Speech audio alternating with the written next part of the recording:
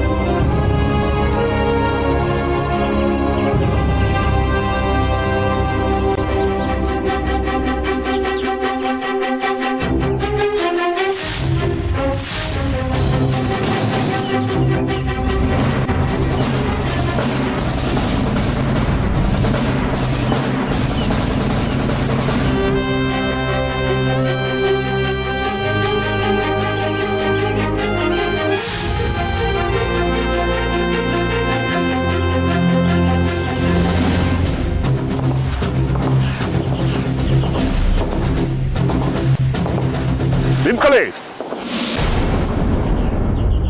ಎಲ್ಲೂ ನುಗ್ತಾ ಇದ್ದೀರಾ? ಇದು ತ್ರಿಪುರ ಸುಂದರಿ ಅಮ್ಮನವರ ದೇವಸ್ಥಾನ. ಇಲ್ಲಿ ನೇಮ ನಿಷ್ಠೆ ಮಡಿ ಮೈಲ್ಗೆ ಅನ್ನೋದೆಲ್ಲ ಇದೆ. ಹೀಗೆ ಕಾಕಿ ಬಟ್ಟೆ ಹಾಕೊಂಡು ಮೂಡ್ಸ್ ಕಾಲ್ನಲ್ಲಿ ಎಲ್ಲಿ ಅಂದ್ರೆ ಅಲ್ಲಿ ಒಳಗಡೆ ನುಗ್ಗಬಹುದು ಅಂತ ತಿಳ್ಕೊಂಡ್ಬಿಟ್ರ? ಸಾಧ್ಯ ಇಲ್ಲ. ಒಳಗಡೆ ಯಾರು ಹೋಗೋ ಆಗಿಲ್ಲ. ಹೋಗಿ ಎಲ್ಲ ಅಲ್ಲಿಂದ ಆಚೆ.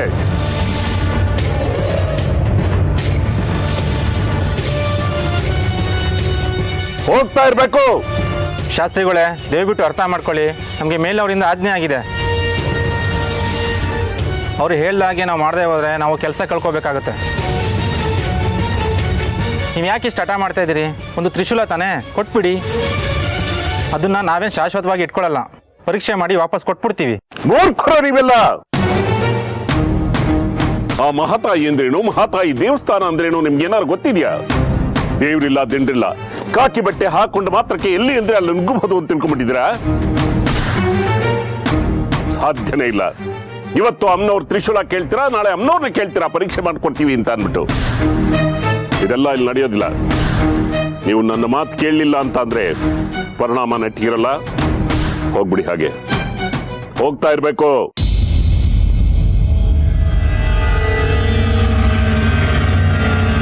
ನಿಮಗೆ ನಮ್ಮ ಕಷ್ಟ ಅರ್ಥ ಆಗಲ್ಲ ಶಾಸ್ತ್ರಿಗಳೇ. ನಮ್ಮ ಕೆಲಸಕ್ಕೆ ಅಡ್ಡಿಪಡಿಸಿದ್ರೆ ನಾವಂತೂ ಸುಮ್ಮನಿರಲ್ಲ. ನಮ್ಮ ಮುಂದಿನ ಕರ್ತವ್ಯ ನಾವು ಮಾಡಬೇಕಾಗತ್ತೆ. ಓಹೋ, ಹಾಗ ಮಾಡಿ. ನಾನು ಮಾಡ್ತೀನಿ ನನ್ನ ಕರ್ತವ್ಯನ.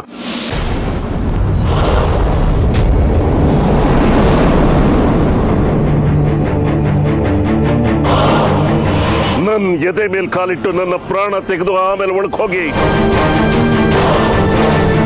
ಆ ಮಹಾತಾಯಿ ಅಂತೂ ಸುಮ್ಮನೆ ಇರೋದಿಲ್ಲ.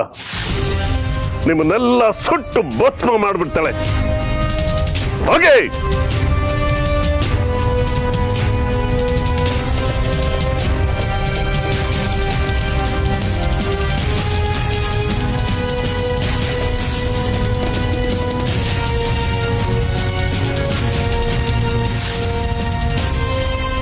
ನೀವು ಒಳಗಡೆ ಬರೋದಕ್ಕೆ ನಾವು ಯಾರು ಬಿಡೋದಿಲ್ಲ.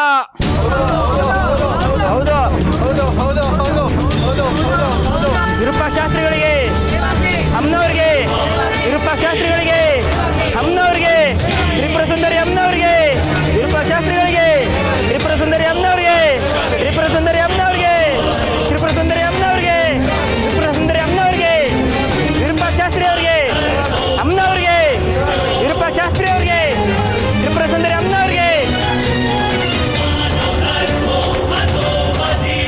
ನೋಡಿದ್ರ ಪರಿಣಾಮ? ಈ ಊರಿನಲ್ಲಿ ವಿರೂಪಾಕ್ಷ ಶಾಸ್ತ್ರಿನ ನಡೆದಾಡೋ ದೇವರು ಅಂತ ಹೇಳ್ತಾರೆ. ಅಮ್ಮನವ್ರಿಗೆ ಅಪಚಾರ ಆಗೋದು ಒಂದೇ, ಈ ವಿರೂಪಾಕ್ಷ ಶಾಸ್ತ್ರಿಗೆ ಅಪಚಾರ ಆಗೋದು ಒಂದೇ. ಗೊತ್ತಾಯ್ತಲ್ಲ? ಏಯ್ ಮೂರ್ಖ ಹೆಂಗಸೆ,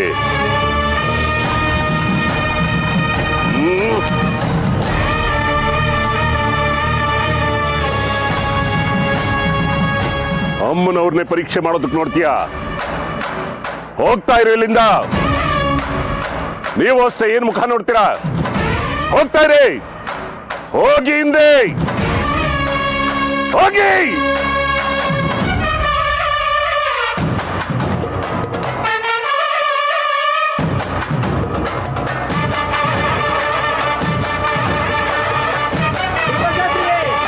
ವಿರೂಪಾಕ್ಷಾಸ್ತ್ರಿಗೆ, ಅಮ್ಮನವ್ರಿಗೆ, ತ್ರಿಪುರ ಸುಂದರಿ ಅಮ್ಮನವ್ರಿಗೆ, ವಿರೂಪಾಕ್ಷಾಸ್ತ್ರಿ ಅವರಿಗೆ, ತ್ರಿಪುರ ಸುಂದರಿ ಅಮ್ಮನವ್ರಿಗೆ.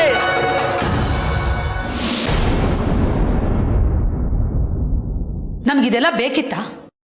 ಗಂಡು ಮಕ್ಕಳಿಲ್ಲ ಅಂತ ನಿನ್ನ ಗಂಡು ಹುಡುಗನ ಥರ ಬೆಳೆಸಿದ್ವಿ, ಆದರೆ ಇಷ್ಟೊಂದು ಭಂಡತನ ಮಾಡ್ತೀಯ ಅಂತ ಅನ್ಕೊಂಡಿರ್ಲಿಲ್ಲ. ಬಂಟತನ ಅಲ್ಲಮ್ಮ, ನನ್ನ ಕರ್ತವ್ಯ ನಾನು ಮಾಡ್ತಿದ್ದೀನಿ. ಈ ಊರಿನಲ್ಲಿ ಕೊಲೆಗಳ ಮೇಲೆ ಕೊಲೆಗಳು ನಡೀತಿದ್ದಾವೆ.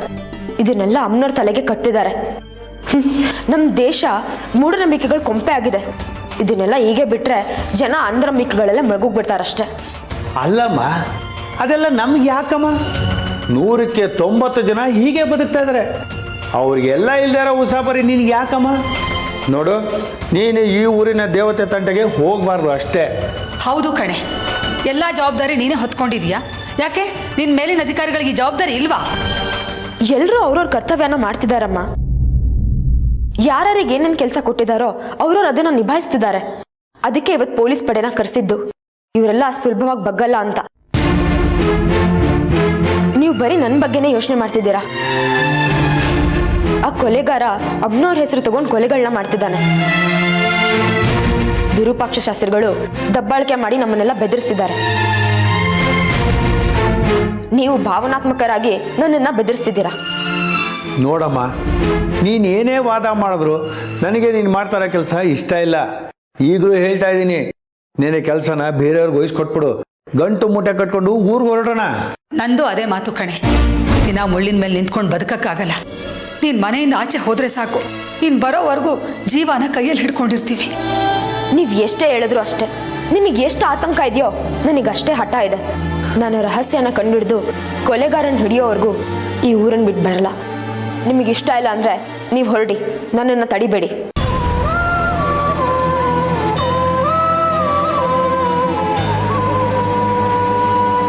ಬೆಳಿಗ್ಗೆಯಿಂದ ಇದೇ ಝಂಜಾಟದಲ್ಲಿದ್ದಾಳೆ. ಒಂದು ತನ್ನಾನೂ ತಿಂದಿಲ್ಲ, ಇನ್ನು ಊಟನೂ ಮಾಡಲ್ಲ, ಹಾಗೆ ಇದ್ಬಿಡ್ತಾಳೆ. ಇರಲಿ ಬಿಡು, ಉಪವಾಸ ಇದ್ರೆ ಬುದ್ಧಿ ಬರುತ್ತೆ. ಅವಳಿಗೆ ಇಷ್ಟ ಅಹಂಕಾರ ಇರಬೇಕಾದ್ರೆ ಅವಳನ್ನ ಹೆತ್ತೋರು ನಾವು, ನಮಗೂ ಆಟ ಇರಬೇಕು. ನನಗೆ ಊಟ ಬೇಡ, ನೀನು ಊಟ ಮಾಡು. ಸರಿ ಹೋಯ್ತು. ಮನೆಯವ್ರಿಗೆಲ್ರಿಗೂ ಮನಸ್ಸೇ ಸರಿ ಇಲ್ಲದೆ ಇರುವಾಗ ನನಗೆ ಊಟ ಸೇರುತ್ತಾ? ಅಮ್ಮ ಮಹಾತಾಯಿ, ನನ್ನ ಮಗಳು ನಿನ್ನ ಸೇವೆಗೆ ಅಂತಾನೆ ಬಂದಿದ್ದಾಳೆ. ಅವಳನ್ನು ಕಾದು ಕಾಪಾಡಮ್ಮ.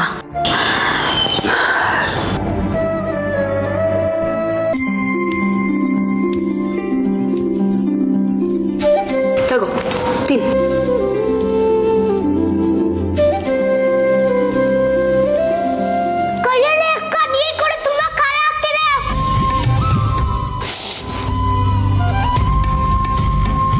ತಗೋಕಂದ ಕುಡಿ. ಯಾಕೆ ಹೀಗೆ ಚೆಲ್ಕೋತಾ ಇದ್ಯಾ? ಯಾಕೆ ಇಷ್ಟ ಅವಸರ ಮಾಡ್ಕೋತೀಯಾ? ನಿಧಾನ ಕುಡಿಬಾರ್ದಾ? ಕಲ್ಯಾಣಿ ಅಕ್ಕ, ನೋಡು ನನ್ನ ಬಹುಮಾನ.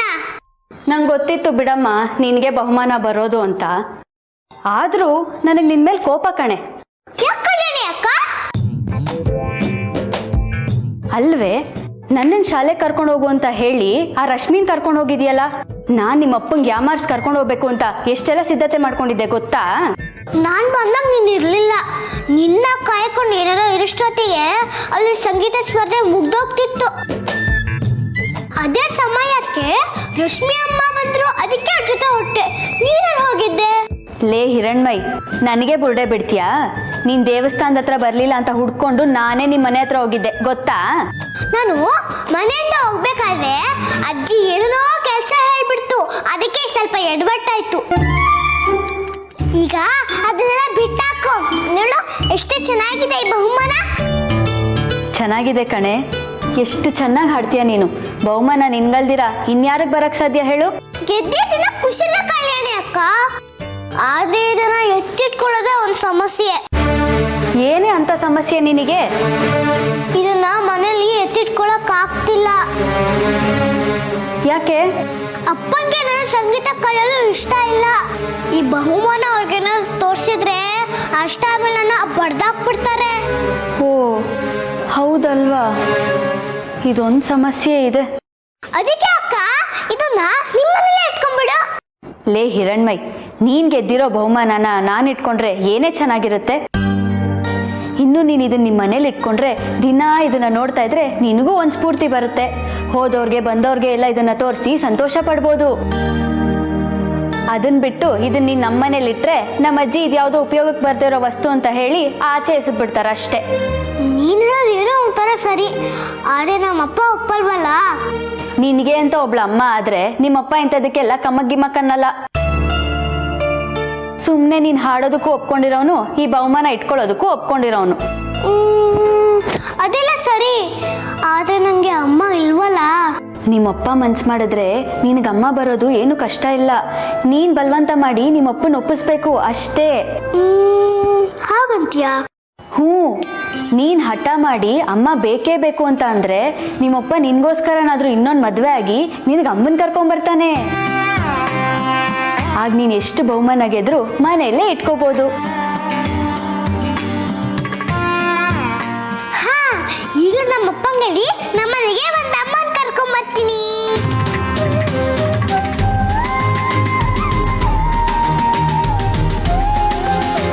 ಲೇ ಹಿರಣ್ಮಯಿ, ನಿಮ್ಮಪ್ಪ ಯಾವಮ್ಮನ್ ತರೋದು ಅಂತ ಕೇಳಿದ್ರೆ ನನ್ನ ಹೆಸರು ಹೇಳೆ, ಕಲ್ಯಾಣಿ ಅಂತ. ಕೇಳಿಸ್ತಾ? ಇವಳು ಕೇಳಿಸ್ತೋ ಇಲ್ವೋ? ಅಲ್ಲ, ಇವಳಮ್ಮ ಆಗೋಳು ನಾನು ಇಲ್ಲೇ ಇದ್ದೀನಿ, ಬಹುಮಾನ ತಗೊಂಡು ಅದು ಯಾರ ಹತ್ರ ಓಡೋದ್ಲು?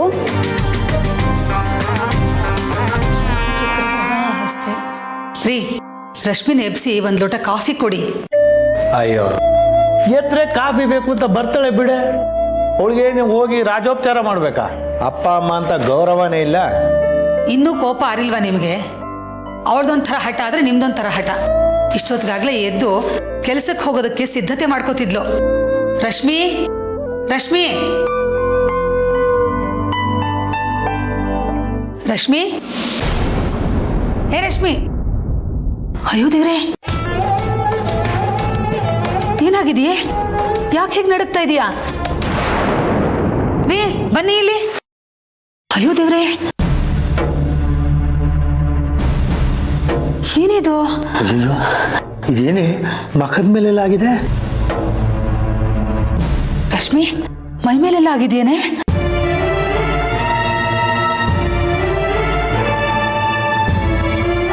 ಆಗಿರ್ಬೇಕು.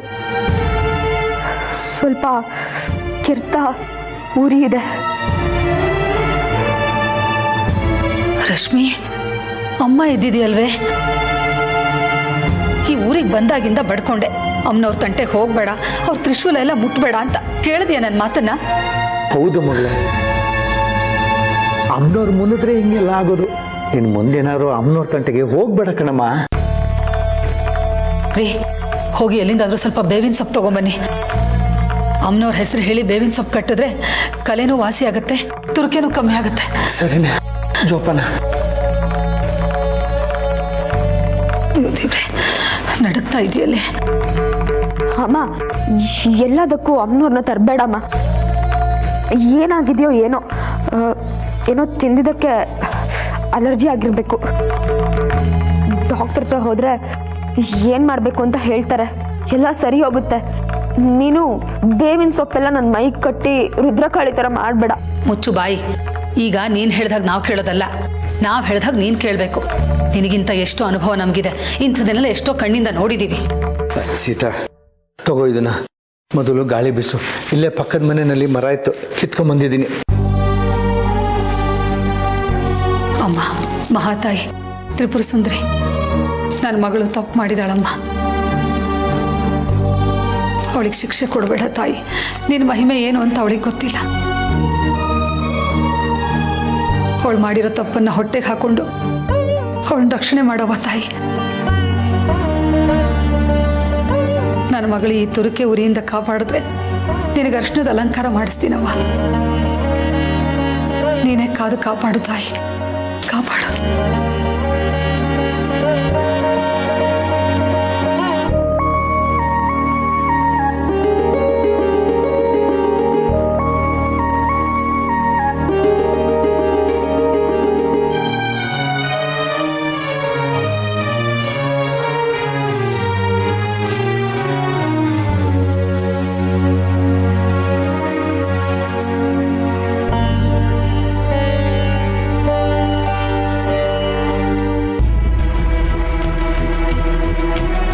ಸೀತಾ, ರಶ್ಮಿ ಹೇಗಿದ್ದಾಳೆ ಈಗ? ಉರಿ ಜಾಸ್ತಿ ಆಗಿದೆ ರೀ, ಮಾತ್ರೆ ನುಂಗಿದಾಳೆ. ಇವಾಗಷ್ಟೇ ನಿದ್ದೆ ಹತ್ತಿದೆ. ನಾನೊಂದು ಕೆಲಸ ಮಾಡ್ತೀನಿ, ಹೋಗಿ ಟ್ಯಾಕ್ಸಿ ತರ್ತೀನಿ, ಪೇಟೆಗೆ ಹೋಗೋಣ, ವೈದ್ಯರ ಹತ್ರ ತೋರಿಸೋಣ. ಅಯ್ಯೋ ಬೇಡ ರೀ, ಪ್ರವಾಸ ಮಾಡೋ ಸ್ಥಿತಿಲಿ ಅವಳಿಲ್ಲ. ಒಂದು ಘಳಿಗೆ ನಿದ್ದೆ ಮಾಡ್ತಿದ್ದಾಳೆ, ತಕ್ಷಣ ಉರಿ ಬಂದ್ರೆ ಮತ್ತೆ ಎಚ್ಚರ ಆಗ್ಬಿಡುತ್ತೆ. ಮೇಷ್ಟ್ರಮ್ಮ, ಹಿರಣ್ಮಯಿ ಬಾಕಂದ ಬಾ ಪುಟ್ಟಿ ಒಳಗೆ. ಇಲ್ಲ, ನೀವೇನೋ ಮಾತಾಡ್ತಾ ಇದ್ರಲ್ಲ, ಅದಕ್ಕೆ ಒಳಗೆ ಬರಲಿಲ್ಲ. ಪರವಾಗಿಲ್ಲ ಬಾ ಪುಟ್ಟಿ, ನಾವು ಮಾತಾಡ್ತಾನೆ ಇರ್ತೀವಿ. ಬಾ ಬಾ. ಏನ್ ಬಂದಿದ್ದು? ಅದು ಅದು ಓ, ಬಹುಮಾನ ತೋರ್ಸಕ್ ಬಂದ್ಯಾ ಪುಟ್ಟಿ? ತುಂಬಾ ಚೆನ್ನಾಗಿ ಹಾಡ್ದೆ ಕಂದ. ನಿನ್ ಹಾಡು ಕೇಳಿ ಅಮ್ಮನವ್ರ ಪ್ರತ್ಯಕ್ಷ ದರ್ಶನ ಆದಾಗಾಯ್ತು. ಆ ತಾಯಿ ಕೃಪೆ ನಿನ್ ಕಂಠದಲ್ಲಿದೆ. ಸೀತಾ, ಮೊದಲು ಮಗುಗೆ ಏನಾರ ತಿನ್ನ ಕೊಡು, ಆಮೇಲೆ ಮಾತಾಡ್ಸುವಂತೆ. ಅದೆಲ್ಲ ಏನು ಬೇಡ ಈಗ. ಅದೇನೋ ಆಸ್ಪತ್ರೆಗೆ ಕರ್ಕೊಂಡೋಗ್ಬೇಕು ಅಂತಿದ್ರಲ್ಲ, ಯಾರಿಗೇನಾಗಿದೆ? ಅದು ನಮ್ಮ ರಶ್ಮಿನ, ಅವಳಿಗೆ ಹುಷಾರಿಲ್ಲ. ಯಾಕೇನಾಯ್ತು? ರಶ್ಮಿಗೆ ಮೈ ಮೇಲೆ ಅಮ್ಮ ಬಂದಿದೆ. ಸೀತಾ, ಮಕ್ಕಳು ಮುಂದೆ ಯಾಕೆ ಹಂಗೆಲ್ಲ ಮಾತಾಡ್ತೀಯ? ನಾನು ಹೇಳ್ತೀನಿ, ಸುಮ್ಮನಿರು. ಪುಟ್ಟಿ, ರಶ್ಮಿಗೆ ಮೈ ಮೇಲೆಲ್ಲ ಸಣ್ಣ ಸಣ್ಣದಾಗಿ ಗುಳ್ಳೆ ಆಗಿದೆಯಮ್ಮ. ಅಂದ್ರೆ ಅಂದ್ರೆ ಮೈ ಮೇಲೆ ತುರ್ಕೆ ಗಾಯ ಆಗಿದೆ. ಹೌದಾ? ಅದಂಗೆ? ತ್ರಿಪುರ ಸುಂದರಿ ಅಮ್ಮನವ್ರಿಗೆ ಇವಳ ಮೇಲೆ ಕೋಪ ಬಂದ್ಬಿಟ್ಟಿದೆ, ಅದಕ್ಕೆ ಹಾಗಾಗಿರೋದು. ಸೀತಾ, ಸ್ವಲ್ಪ ಸುಮ್ಮನೆ ಇರ್ತೀಯಾ? ಅದು ಹಂಗಲ್ಲ ಪುಟ್ಟಿ. ಈಗ ಮನುಷ್ಯರು ಮೈ ಮೇಲೆ ಸಣ್ಣ ಸಣ್ಣ ಗುಳ್ಳೆ ಆದರೆ ಅದೆಲ್ಲ ಉರಿಯುತ್ತೆ, ಗಾಯ ಆಗುತ್ತಲ್ಲ. ರಶ್ಮಿಗೆ ಹಾಗಾಗ್ಬಿಟ್ಟಿದೆ ಕಣಕಂದ. ನೀನು ಇಲ್ಲೇ ಮಾತಾಡ್ತಾ ಇರು, ನಾನು ನಿನಗೆ ಕುಡಿಯೋದಕ್ಕೆ ಹಾಲು ತರ್ತೀನಿ. ನೀವು ಆಗ್ಲೇ ಹೇಳಿದ್ರಿ ಅಮ್ಮ ಈ ಥರ ಕೋಪ ಬಂದಿದ್ದಕ್ಕೆ ರಶ್ಮಿ ಅವ್ರಿಗೆ ಹಿಂಗೆಲ್ಲ ಆಯ್ತು ಅಂತ. ಅದು ಹೆಂಗೆ? ಅಮ್ಮನವ್ರ ವಿಚಾರದಲ್ಲಿ ಯಾರು ಹುಡುಗಾಟ ಆಡಬಾರ್ದು ಪುಟ್ಟ. ಅಮ್ಮನವ್ರಿಗೆ ಕೋಪ ಬಂದ್ರೆ ಹೀಗೆ ಆಗೋದು. ಅಮ್ಮನವ್ರ ವಿಚಾರದಲ್ಲಿ ಅವ್ರು ಏನು ಹುಡುಗಾಟ ಮಾಡಿದ್ರು? ಇವಳಿಗೆ ನಾವೆಷ್ಟು ಹೇಳಿದ್ರು ಕೇಳಲಿಲ್ಲ, ಜಗಮಂಡಿ. ತನ್ನ ಹಠಾನೇ ಆಗಬೇಕು. ಅಮ್ಮನವ್ರ ತ್ರಿಶೂಲನ ಪರೀಕ್ಷೆಗೆ ಬೇಕು ಅಂತ ತಗೊಂಡ್ಲು. ಅಮ್ಮನವ್ರ ತ್ರಿಶೂಲನ ನಾವು ಮುಟ್ಟೋ ಹಾಗೆ ಇಲ್ಲ. ಅದಕ್ಕೆ ಇದಕ್ಕೆ ಪರಿಹಾರ ಏನೂ ಇಲ್ವಾ? ಅವಳ ಮೈ ಮೇಲೆ ಎದ್ದಿರೋ ತುರ್ಕೆ ಗಾಯಗಳು ವಾಸಿ ಆಗಬೇಕು ಅಂದರೆ ಮೊದಲು ಅಮ್ಮನವ್ರು ಶಾಂತವಾಗಬೇಕು. ಅವಳ ಮೇಲೆ ಅವ್ರಿಗಿರೋ ಕೋಪ ಕಮ್ಮಿ ಆಗಬೇಕು. ಅದೊಂದೇ ಪರಿಹಾರ. ಅದನ್ನೇ ಕೇಳ್ತಿದ್ದೀನಿ, ಅದಕ್ಕೆ ಏನು ಮಾಡಬೇಕು ಅಂತ. ಆ ಮಹಾತಾಯಿ ತ್ರಿಪುರ ಸುಂದರಿ ಅಮ್ಮನವರಿಗೆ ಕೆಂಡದಾರ್ತಿ ಮಾಡಬೇಕು.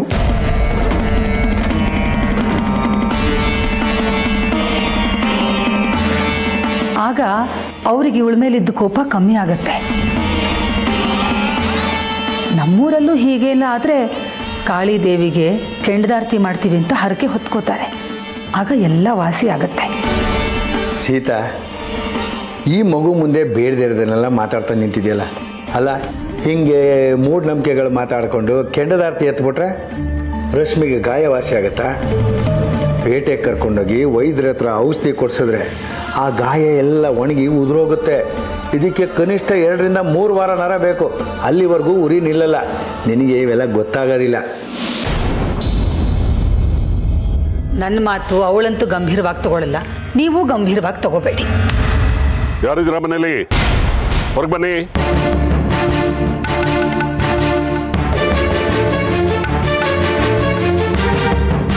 ನಮಸ್ಕಾರ.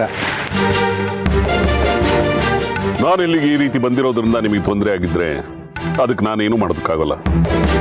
ಅನಿವಾರ್ಯ ಆಗಿತ್ತು, ಬಂದಿದ್ದೀನಿ. ಅದು ಅಲ್ಲದೆ ನಾನು ದೇವಸ್ಥಾನದ ಧರ್ಮದರ್ಶಿಯಾಗಿರೋದ್ರಿಂದ ಇಲ್ಲಿಗೆ ಬರೋದಕ್ಕೆ ಯಾರ ಅಪ್ಪಣೆನೂ ಕೇಳಬೇಕಾಗಿಲ್ಲ. ಅಲ್ಲದೆ ಈ ಮನೆ ದೇವಳಕ್ಕೆ ಸೇರಿದ್ದು. ಪರವಾಗಿಲ್ಲ, ನಿಮ್ಮದೇ ಮನೆ. ಬಂದ ವಿಷಯ ಏನು ಅಂತ ಹೇಳಿದ್ರೆ, ನೀವು ಈ ಮನೆನ ಆದಷ್ಟು ಬೇಗ ಖಾಲಿ ಮಾಡಬೇಕು.